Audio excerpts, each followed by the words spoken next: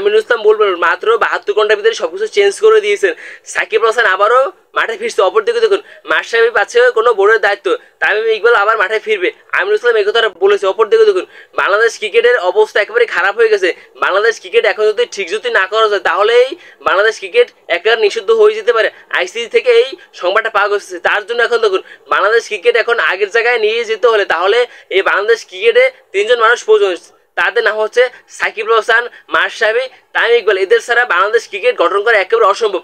এই বিষয়টা বলেছেন বুলবুল। বুলবুল দেখুন মাত্র সভাপতি হয়েছে, তিনি দেখুন এই বাংলাদেশ ক্রিকেটে এখন অনেক কিছু চেঞ্জ করে দিচ্ছে।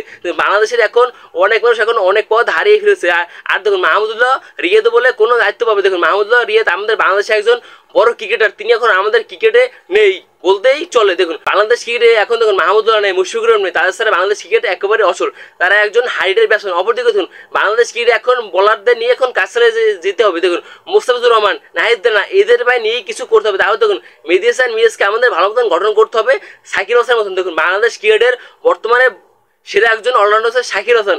সাকিব হাসানের পর জায়গা পেতে পারে রিশাদ হোসেন এবং মেহেদী হাসান মিরাজ। দেখুন বর্তমানে আমাদের দুজন অলরাউন্ডার নিয়ে কাজ করতে হবে, রিশাদ এবং মেহেদী হাসান মিরাজকে নিয়ে। দেখুন বুলবুল একটা কথা ক্লিয়ার করে দিয়েছে, আমি সভাপতির দায়িত্বে বেশি দিন থাকবো না, আমি যে কদিন থাকি আমি ক্রিকেটে এগিয়ে নিয়ে চেষ্টা করবো। অপরদিকে দেখুন পাপন ভাই ক্রিকেটটাকে ভালোবাসে, অনেক কিছু করছে, কিন্তু তিনি আমাদের ক্রিকেট থেকে অনেক কিছু চুরি করে নিয়েছে। অপরদিকে দেখুন ফারুক ভাই দীর্ঘ 1 বছরও টিকতে পারলো না, তিনি দেখুন ভাই বাংলাদেশ ক্রিকেটের সবকিছু লুটিপুটে খেয়ে চলে গেছে। দেখুন ভাই রিশাদ আজিমের জন্য এটা আজকে সম্ভব হয়েছে।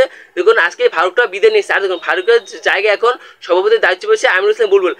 আমিনুল ইসলাম বুলবুল বাংলাদেশ ক্রিকেটকে কত দূর এগিয়ে নিয়ে যাবে আপনারাই বলেন একটু কমেন্টে প্লিজ। আর আমার ভিডিও যদি ভালো লাগে তাহলে চ্যানেলটা সাবস্ক্রাইব করে পাশে থাকুন।